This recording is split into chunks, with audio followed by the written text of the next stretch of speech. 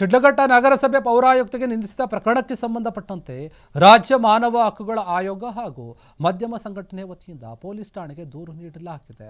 ದೂರು ನೀಡಿ ಘಟನೆ ಕುರಿತು ಮಾತನಾಡಿದಂತಹ ಮಾನವ ಹಕ್ಕುಗಳ ಆಯೋಗದ ಅಧ್ಯಕ್ಷರೇನಿದ್ದಾರೆ ರಾಜ್ಯಾಧ್ಯಕ್ಷರು ಅವರು ಮಾತನಾಡ್ತಾ ಹೇಳ್ತಾರೆ ನೋಡಿ, ಗೂಂಡಾ ಕಾಯ್ದೆಯಡಿ ಪ್ರಕರಣವನ್ನು ದಾಖಲು ಮಾಡಬೇಕು ಅಂತ ಒತ್ತಾಯ ಮಾಡಿದ್ದಾರೆ. ಅಷ್ಟೇ ಅಲ್ಲದೆ ಜಿಲ್ಲೆ ಹಾಗೂ ತಾಲೂಕಿನಿಂದ ಗಡಿಪಾರು ಮಾಡಬೇಕು ಅಂತ ಆಗ್ರಹವನ್ನು ಕೂಡ ಮಾಡಿದ್ದಾರೆ. ಮಹಿಳೆಯ ಬಗ್ಗೆ ಇವರು ಅವಾಚ್ಯ ಶಬ್ದಗಳಿಂದ ಬೈದಿದ್ದಾರೆ. ಅದು ತಪ್ಪು, ಸರಿಯಲ್ಲ ಅಂತ ಹೇಳಿ ಆಕ್ರೋಶವನ್ನು ಕೂಡ ಹೊರಹಾಕಿದ್ದಾರೆ.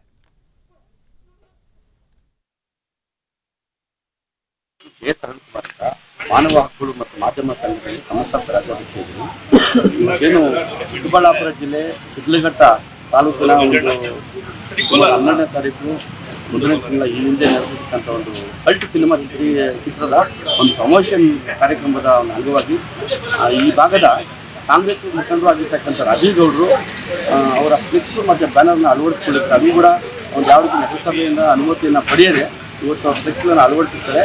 ಆ ಒಂದು ನಿಟ್ಟಿನಲ್ಲಿ ಹೃದಯ ಭಾಗದಲ್ಲಿರ್ತಕ್ಕಂಥ ಕೋಟೆ ಸರ್ಕಲ್ನಲ್ಲಿ ಸಾರ್ವಜನಿಕರಿಗೆ ಅನುಗುಣವಾಗಿ ಓಡಾಡಲಿಕ್ಕೆ ಅವಕಾಶ ಆಗಲಿ ಅನ್ನೋ ಹಿತದೃಷ್ಟಿಯಿಂದ ಇಲ್ಲಿನ ನಗರಸಭೆ ಆಯುಕ್ತರಾಗಿರ್ತಕ್ಕಂಥ ಅಮೃತಜಿಯವರು ಅವರು ಕಾರ್ಯ ಮತ್ತು ಸೇವೆ ಶ್ಲಾಘನೀಯ ಅಂತ ಹೇಳಿದ ಆ ಫ್ಲೆಕ್ಸನ್ನು ತೆರವುಗೊಳಿಸಿರುವಂಥ ಒಂದು ಘಟನೆ ವಿಚಾರವಾಗಿ ಅವರೊಂದಿಗೆ ಈ ಭಾಗದ ಕಾಂಗ್ರೆಸ್ ಮುಖಂಡರು ಆಗಿರ್ತಕ್ಕಂಥ ರಾಜೀವ್ ಗೌಡ ಅಲಿಯಾಸ್ ರಾಜಣ್ಣನವರು ಆ ಮಹಿಳೆಯ ಒಬ್ಬ ಅಧಿಕಾರಿಯನ್ನು ನೋಡದೆ ಭಾಳ ಅಸಭ್ಯವಾಗಿ ಮತ್ತು ಭಾಳ ಕೆಟ್ಟ ಭಾಷೆಯಿಂದ ಅವ್ರೊಂದಿಗೆ ಮಾತಾಡ್ತಾರದೆ ಅವ್ರನ್ನ ಬೆದರಿಕೆ ಹಾಕೋದ್ರ ಜೊತೆಗೆ ವಿಶೇಷವಾಗಿ ಏನಾಗುತ್ತೆ, ಈ ಸಮಾಜ ನಾನು ಬೆಂಕಿ ಹಚ್ತೇನೆ, ನಾನು ತೆಂಗಿ ಹೇಳಿಸ್ತೇನೆ, ಹಾಗೆ ನಿಮ್ಮನ್ನು ಚಿತ್ರ ಹೊಡೆಸ್ತೇನೆ ಅನ್ನೋ ಒಂದು ನಿಟ್ಟಿನಲ್ಲಿ ಇವತ್ತು ಅವರು ನಾನು ಏನು ಹೇಳಿಕೆಗಳು ಕೊಟ್ಟಿದ್ದಾರೆ ಅದು ಭಾಳಷ್ಟು ಖಂಡನೀಯ ಅಂತ ಹೇಳ್ತಾ ಇದನ್ನು ನಮ್ಮ ಮಾನವ ಹಕ್ಕುಗಳು ಮತ್ತು ಮಾಧ್ಯಮ ಸಂಘಟನೆ ತೀವ್ರವಾಗಿ ಖಂಡಿಸುತ್ತೆ. ಈ ಕೂಡಲೇ ರಾಜೀವ್ ಗೌಡ್ರ ಮೇಲೆ ಗೂಂಡಾ ಕಾಯ್ದೆಯಲ್ಲಿ ಪ್ರಕರಣ ದಾಖಲು ಮಾಡಬೇಕು, ಹಾಗೆಯೇ ಅವರನ್ನ ಈ ಭಾಗದ ವತಿಯಿಂದ ಗಡಿಪಾರು ಮಾಡಬೇಕು, ಶಿಡ್ಲಘಟ್ಟ ವಿಧಾನಸಭಾ ಕ್ಷೇತ್ರ ಶಾಂತಿಯಿಂದ ಬದುಕಲಿಕ್ಕೆ ಒಂದು ಅವಕಾಶ ಮಾಡಿಕೊಡ್ಬೇಕು ಈ ಪೊಲೀಸ್ ಇಲಾಖೆ ಅಂತ ಹೇಳ್ತಾ ಅವ್ರ ಮೇಲೆ ಈ ಕ್ಷಣನೇ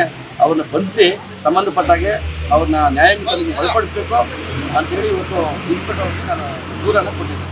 ಸರ್, ಈಗ ಪೊಲೀಸರು ಯಾವುದೇ ರೀತಿ ಕ್ರಮ ತಗೊಳ್ಳಿಲ್ಲ ಅಂತಂದ್ರೆ ತಮ್ಮ ಮುಂದಿನ ಹೋರಾಟ ಈಗಾಗಲೇ ನಾನು ಸ್ಪಷ್ಟೀಕರಣ ನಾನು ಕೊಟ್ಟು ಒಂದು ದೂರಿನಲ್ಲಿ ಹೇಳಿದ್ದೀನಿ.